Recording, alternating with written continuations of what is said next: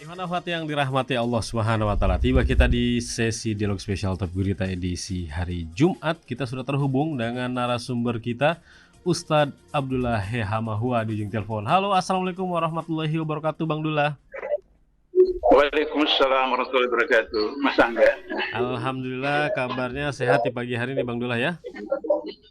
Alhamdulillah. Alhamdulillah. Kita ingin menyoroti beberapa hal, Bang Dullah, dari mulai pilkada, lalu juga publik yang kecewa melihat penanganan kasus Firly yang kemarin kembali disoroti, dan juga nanti kita juga akan menyoroti bagaimana, Bang Dullah, ini kita melihat ke depan dari sisi pendidikan untuk program anti korupsi, karena dulu itu kan kalau tidak salah itu sempat gitu ya, ada beberapa organisasi yang menyelenggarakan sekolah anti korupsi gitu ya, pendidikan anti korupsi, karena nanti kita akan kaitkan ketika di Hari Guru beberapa hari yang lalu Prabowo menambah anggaran kesejahteraan guru naik menjadi 16,7 triliun. Bagaimana nanti kaitannya dengan program anti korupsi.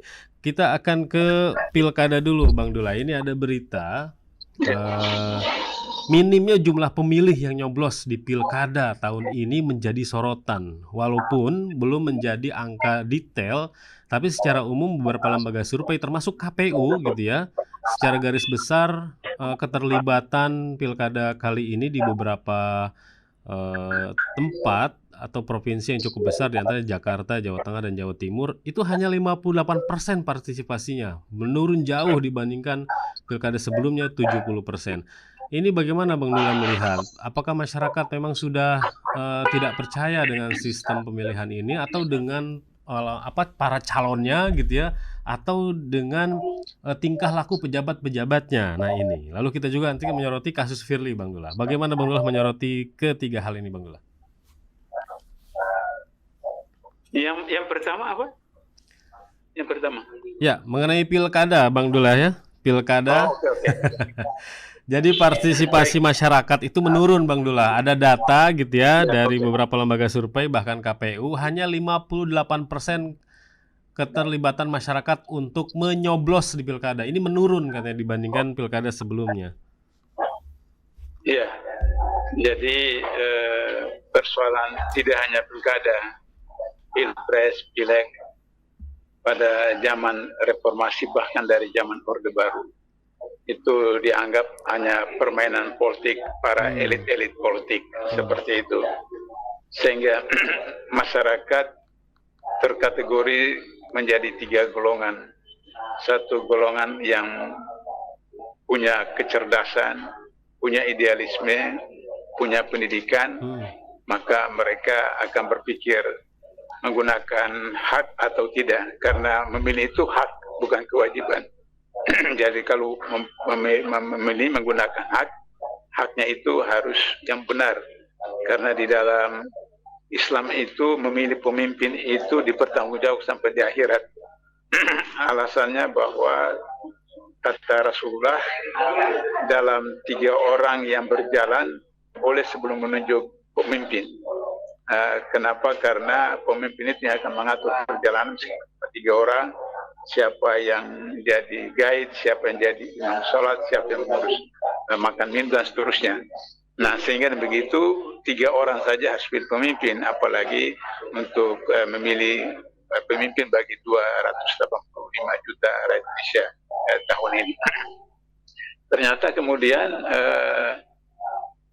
dalam perjalanannya lihat bahwa yang bermain selama ini siapa? Toh juga oligarki, dengan kemudian mereka-mereka yang dibesarkan oleh oligarki. Pada tahun terakhir ya, kita Jokowi. Oleh karena itu, maka ketika kemudian ternyata dalam pilpres pilkada seperti itu, lantas kemudian seakan-akan kita dipamerkan ada pertarungan atau perkelahian antara kubu Mega dengan kubu Jokowi, maka kemudian orang yang cerdas mengatakan, lah Nah, ini biar aja setan dengan setan berantem seperti Biar itu. ribut. Jadi di sana kubu setan, di sini kubu setan, ya setan dengan setan berantem. Masa malaikat mau ikut campur seperti itu, seperti itu. Nah, itulah yang kemudian mempengaruhi orang menggunakan hak suara baik dalam pilpres, pileg maupun pilkada. Dalam catatan saya dari pemilu 55 sampai sekarang belum ada yang mengalahkan pemilu 55 Belum ada ya. dalam jumlah partisipan. Jadi yang tertinggi itu pilpres yang lalu. Pilpres yang lalu itu 82, sekian persen. Tapi pemilu 55 itu 85%. Jadi belum ada yang kalahkan pemilu 55 seperti itu. Nah, kenapa? Karena waktu itu betul-betul partai rakyat wakil itu betul-betul memperjuangkan kepentingan. Sebab pada waktu pemilu 55 itu apakah ASN, apakah tentara, apakah polisi, semua punya hak untuk memilih dan dipilih. Kalau sekarang kan tidak. Polisi, tentara tidak boleh memilih dan tidak boleh dipilih seperti itu. Nah, sehingga akhirnya kemudian ketika kondisi seperti itu, maka masyarakat yang cerdas itu akan berpikir menggunakan hak suara atau tidak. Ketika kemudian menggunakan hak suara, mereka akan pilih siapa yang betul memperjuangkan kepentingan rakyat. Nah, ketika tidak ada, maka kemudian mereka mencoblos semua atau tidak menggunakan hak suara seperti itu. Kalau yang tingkat kecerdasannya minimal, maka mereka bergantung kepada siapa yang menyerahkan paling banyak sembako, siapa yang paling banyak menyerahkan amplop. Sehingga kalau misalnya ada 10 calon, 10 amplop dia terima, dia pikir ya sekali 5 tahun panen seperti itu. Nah, itu yang terjadi seperti sekarang. Khusus untuk DKI itu ketika kemudian terjadi satu persenggokolan antara oligarki dengan oligarki, sehingga kemudian ada calon yang dianggap itu handal, katakanlah seperti Anies, kemudian diboikot dan seterusnya, maka kemudian masyarakat pemilih di Jakarta itu kemudian malas seperti itu, sehingga ada yang kemudian ikut kepada yang direkomendasikan oleh Anies, tapi ada yang merasa bahwa ini tidak betul, sehingga kemudian sebab ada yang berpikir kalau Jokowi itu komunis, dia seorang komunis. Tapi kalau 03 itu partainya, partai yang menista agama dan bla bla bla bla, sehingga begitu maka ya sudah, kalau begitu jangan pilih partai menista agama. Sehingga begitu maka kemudian terjadilah kondisi berjalan. Apakah misalnya 03 mengklaim mereka sudah 50, sekian persen sehingga bisa satu putaran, tapi di 01 mengatakan baru 49%. Seperti jadi kita lihat dalam proses selanjutnya apakah satu putaran atau 2 putaran.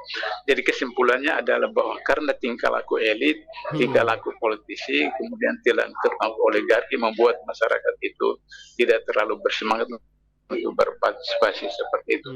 Itu soal masyarakat yang kedua jenuh. Yang kedua publik kecewa ini melihat penanganan kasus Firly gitu ya. Ada apa gitu ya ini? Ya, begitu. Jadi ini kan ternyata di dalam proses 10 tahun pemerintahan Jokowi itu ternyata partai yang ikut itu bukan hanya 8 partai, tapi 9 partai. 9 partai. Jadi 8 partai yang terdaftar di Senayan. Partai ke-9 itu adalah partai coklat seperti itu. Partai coklat. Ya, jadi partai coklat itu ya mulai dari tingkat pusat, Kapolrinya, kemudian Kapoldanya, sampai paling bawah, paling bawah seperti itu. Mereka terlibat, sehingga begitu maka bisa dipahami bahwa terjadi keadaan seperti itu. Nah, Firly ini kan mantan bosnya Kapolda Jaya. Jadi Kapolda Jaya itu kan Karyoto. Karyoto ini mantan deputi penindakan KPK. Mantan deputi KPK yang kemudian dia dipaksa oleh Firly sebagai ketua KPK waktu itu untuk kemudian menetapkan Anies sebagai tersangka kasus Formula E. Tapi karena Karyoto ini mengetahui tentang tata tertib dan kode etik KPK, di mana di sana di salah satunya yang tersebutnya itu pegawai KPK dilarang melaksanakan perintah atasan yang itu karena itu tahu betul itu kode etik itu, SOP itu. Jadi biar meskipun Firly itu ketua KPK dan karya itu bawahan, tapi perintah dari Firly itu bertentangan dengan peraturan perundang-undangan tidak boleh dilaksanakan. Karena apa? Menurut KUHP minimal harus ada 2 alat bukti yang permulaan yang diyakini itu seseorang terlibat. Nah, salah satunya adalah tindakan yang melawan hukum, di mana pada waktu awal disebutkan bahwa Anies itu melakukan proyek permulaan itu tidak ada dalam APBD, sehingga itu melanggar ketentuan. Tapi ternyata diketahui bahwa itu ada dalam APBD tambahan, maka itu tidak ada melanggar ketentuan. Yang kedua, tindakan yang merugikan keuangan negara. Ternyata hasil audit BPK tidak ada kerugian keuangan negara. Berarti Anies tidak melanggar satu pasal pun dalam Undang-Undang Tindak Pidana Korupsi. Nah, tapi karena dipaksakan, maka kemudian saya sudah sering katakan bahwa saya 8 tahun di KPK tidak pernah ada sampai 10 kali gelar perkara. Kasus Anies ini 19 kali gelar perkara. Kali. Nah, 19 kali. Nah, akhirnya kemudian Firly memecat Karyoto. Nah, kemudian ditarik ke Polri, kemudian Kapolri mengangkat dia menjadi Kapolda DKI Metro Jaya seperti. Nah, kemudian Karyoto menetapkan Firly sebagai tersangka. Tapi problemnya ketika mau dieksekusi, Karyoto ini ketika di Polda Jogja punya kasus seperti itu, sehingga akhirnya kemudian saling menyandera antara Firly dengan Karyoto, saling menyandera antara Polri dengan KPK, dan seperti itu. Nah, sehingga kemudian maka itu yang membuat kemudian Firly berani mengirim surat kepada Kapolri agar supaya kasus penyuapan terhadap pemerasan terhadap SEL itu dihentikan. Nah, itu problem, sehingga memang kita lihat bahwa partai yang paling bermasalah di Indonesia sekarang itu bukan partai yang di Senayan, tapi partai yang coklat ini yang bermasalah. Baru beberapa hari lalu di Sumatera Barat, polisi tembak polisi. 3 tahun yang lalu Jenderal Sambo menembak ajudannya, juga polisi dengan polisi seperti itu. Dan itu banyak sekali kasus antara polisi dan polisi. Jadi ini yang barangkali saya setuju dengan sikap Prabowo, terlepas dari Prabowo itu menang dengan kecurangan, tapi ada benar pendapat Prabowo kalau partai coklat ini macam-macam, dibawa teknis seperti itu, sehingga tidak macam-macam. Nah, tapi kalau dalam konsep negara modern, dan ini pernah dilakukan oleh Masyumi dulu ketika berkuasa tahun 50 sampai 55, polisi itu dibawa Kementerian Dalam Negeri. Hampir di seluruh dunia, kepolisian itu dibawa Departemen Dalam Negeri. Di Malaysia itu polisi dibawa Departemen Dalam Negeri. Sehingga demikian, maka mereka fungsinya untuk pengamanan. Polisi tugasnya adalah pengamanan. Maka kemudian Kementerian Dalam Negeri mempunyai kewajiban untuk menciptakan keamanan dalam semua wilayah Indonesia yang itu operasionalnya dilakukan oleh kepolisian. Nah, jadi ini problem, sehingga barangkali harus ada gerakan mahasiswa, gerakan sipil yang datang ke Polda atau datang ke Polri agar supaya tangkap paksa, pemanggilan paksa untuk menangkap Firly di mana dan kapan saja seperti itu. Karena ini sudah berapa kali seperti itu. Itu kasus Firly. Yang sampai ketiga apa ya? Yang sebelum ke yang ketiga ini Bang Dullah, sampai ada netizen yang berkomentar. Sebenarnya komentar sindiran gitu ya. Bagaimana mereka tuh minta tips sama minta tutorial kepada para pejabat gimana sih cara pendekatan kepada KPK, kepada kejaksaan, kepada kepolisian supaya kasus korupsinya itu tidak dijerat gitu ya. Ini kan sindiran dari masyarakat gitu. Emang ada ya tutorial cara mendekati KPK, mendekati aparat gitu ya, mendekati kejaksaan supaya tidak ditangkap. Ya, saya kira satu hal yang perlu dilakukan oleh Prabowo adalah Prabowo menerbitkan Perpu untuk mengembalikan Undang-Undang KPK kepada yang aslinya, Undang-Undang Nomor 30 2002, di mana KPK itu merupakan lembaga independen. Itu satu.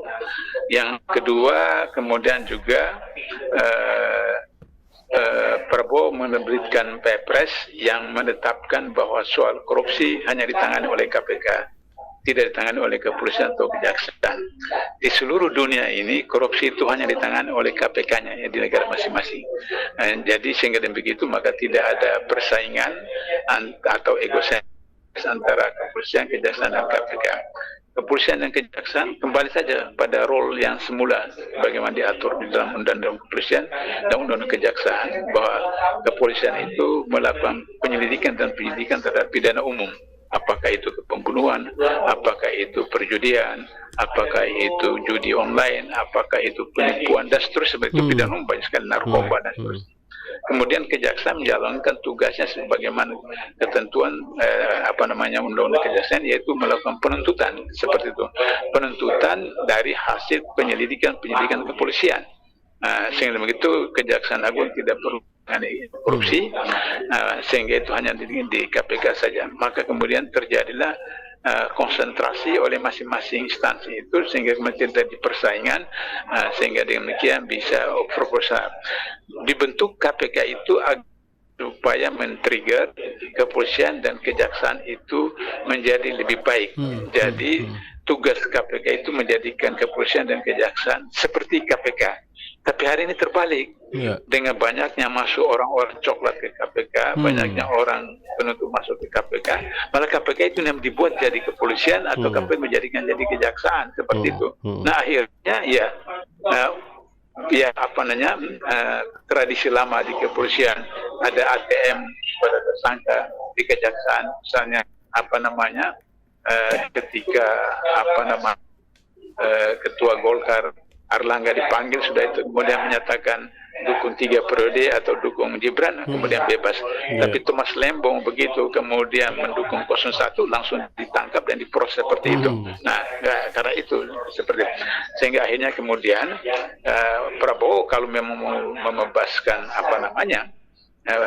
korupsi, membebaskan kemiskinan yang dia katakan di 8 ada 25 juta anak-anak yang miskin, yang yang menderita kelaparan, stunting seperti itu, tidak ada pilihan lain, harus memberantas korupsi. Karena orang Indonesia Timur, di tempat saya di Ambon, kemudian Papua, NTT itu daerah ikan, dan setiap hari tangkap ikan. Tapi ikan itu dijual oleh orang tua saya untuk beli beras, untuk beli terigu, beli minyak goreng, beli gula dan seterusnya. Dan kemudian anak-anak dikasih makan ikan kering, ikan asing. Nah, ikan asing atau ikan kering itu sudah berapa persen nutrisinya turun. Nah, itu sebabnya daerah-daerah laut itu tapi stuntingnya cukup tinggi seperti itu. Ya, jadi oleh karena itu kalau Prabowo mau membebaskan kemiskinan, itu tidak ada pilihan lain kecuali harus memberantas korupsi sampai ke akar-akarnya. Kemudian kemarin di rapat Hari Guru, beliau katakan menaikkan gaji bla bla bla. Saya khawatir bahwa Prabowo ini ngomong tidak berdasarkan APBN atau berdasarkan perencanaan yang seperti itu. Contohnya misalnya ketika bicara tentang makan siang gratis, nah anggarannya dari mana? Atau kemudian ketika ke Cina akan membantu untuk proyek makan gratis, dan itu ternyata bukan hibah tapi hutang. Nah, saya khawatir karena berdasarkan itu kemudian Prabowo semacam PHP memberikan harapan palsu kepada buku. Nanti kemudian akhirnya saya perhatikan wajah Menteri Keuangan itu seperti kecut waktu Prabowo ngomong begitu. Orang tepuk tangan, dia suruh tepuk tangan bagi Menteri Keuangan, tapi saya lihat wajahnya itu tidak ekspresif begitu. Tidak respon. Saya perhatikan wajahnya, karena pikir saya dia berpikir ini uang dari mana lagi, bagaimana seperti itu. Nah, seperti itu. Nah, jadi ini ciri pemimpin yang kemudian suka memberikan janji-janji kepada masyarakat, di mana ketemu dengan kelompok guru ngomong begitu, ketemu tani begitu, dan ini bahaya sekali. Nah, oleh karena itu maka tanggung jawab guru, tanggung jawab masyarakat, tanggung jawab pers, media untuk menagih janji-janji seperti itu supaya kemudian presiden akan datang, gubernur akan datang, bupati akan datang, wali kota yang akan datang, tidak memberikan pihak-pihak seperti begitu sehingga kemudian terjadi frustrasi masyarakat, maka bisa jadi nanti tahun 2029 mungkin tidak sampai 50% yang menggunakan hak suaranya untuk pilpres, pileg atau pilkada. Begitu. Baik, Bang Dula. Ya, Bang Dula, terima kasih atas dialognya di pagi hari ini. Semoga Bang Dula selalu sehat. Kita jumpa lagi pekan depan. Assalamualaikum. Waalaikumsalam.